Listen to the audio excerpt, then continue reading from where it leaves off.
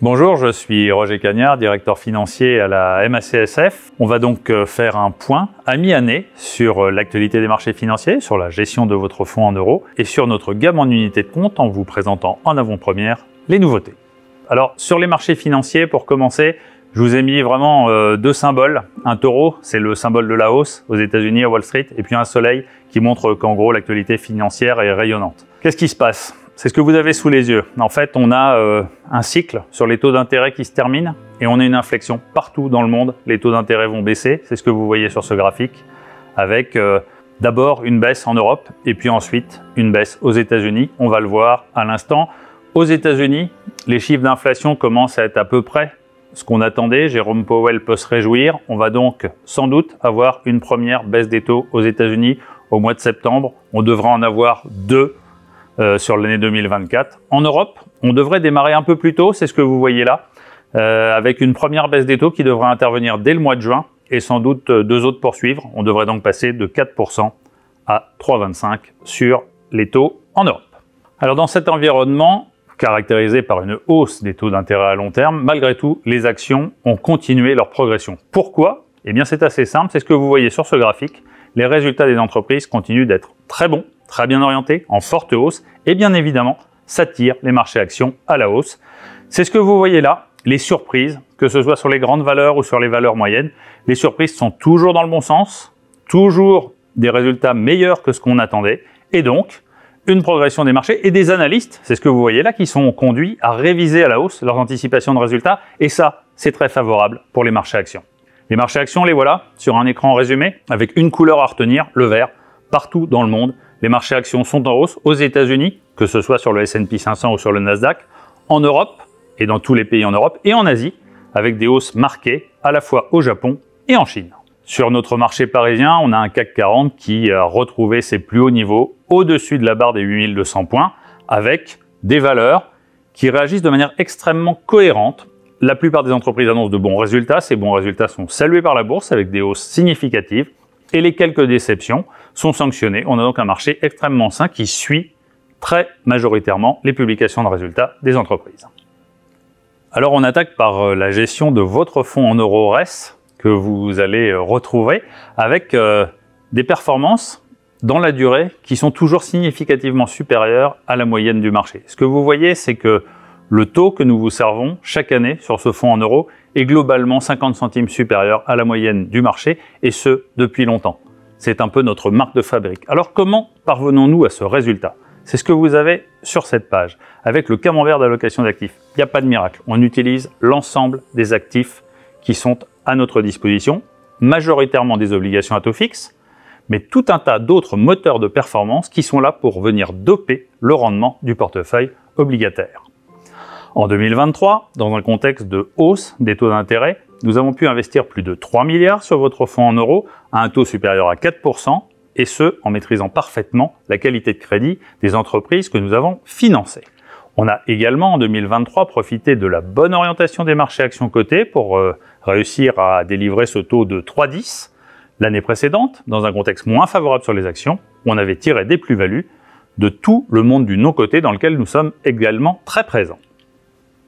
Cette année, les taux restent élevés. Ce que vous voyez sur ce graphique, c'est que le taux de l'emprunt d'État à 10 ans en France est à 3%. Cela signifie simplement que nous sommes en mesure de faire comme l'année dernière, investir, et c'est ce que vous voyez là, à un taux supérieur à 4% pour un montant supérieur à 1 milliard et sur des obligations de très bonne qualité. C'est donc relutif pour le taux du fonds en euros. Et comme l'année dernière, on va venir doper le rendement du fonds en euros qui profite de la hausse des taux d'intérêt avec des plus-values sur les marchés actions cotés qui restent très bien orientés, et on a déjà dégagé des montants très significatifs de plus-value sur les actions en profitant de la très bonne orientation de l'indice CAC 40.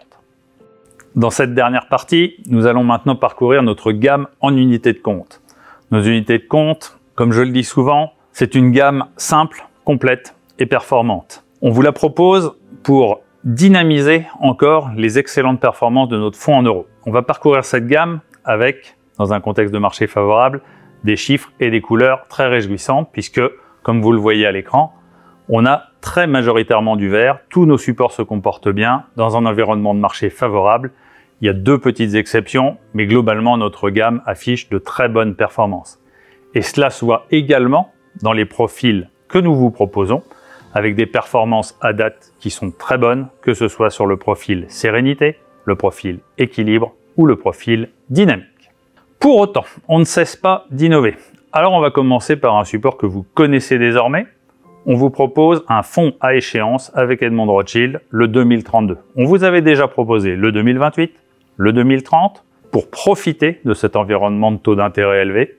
Comme les taux d'intérêt restent à un niveau élevé, on vous propose désormais le 2032, toujours la même logique, toujours la même règle, toujours le même fonctionnement et sans doute toujours le même succès. Les deux premiers fonds ont rencontré un grand succès. Cette fois, on vous propose un fonds à échéance 2032 et on reprend exactement les mêmes règles de fonctionnement. 50% de crédit investment grade, aucun sacrifice sur la qualité du crédit, toujours des perspectives de rendement très satisfaisantes et toujours la même équipe pour gérer qui a fait ses preuves.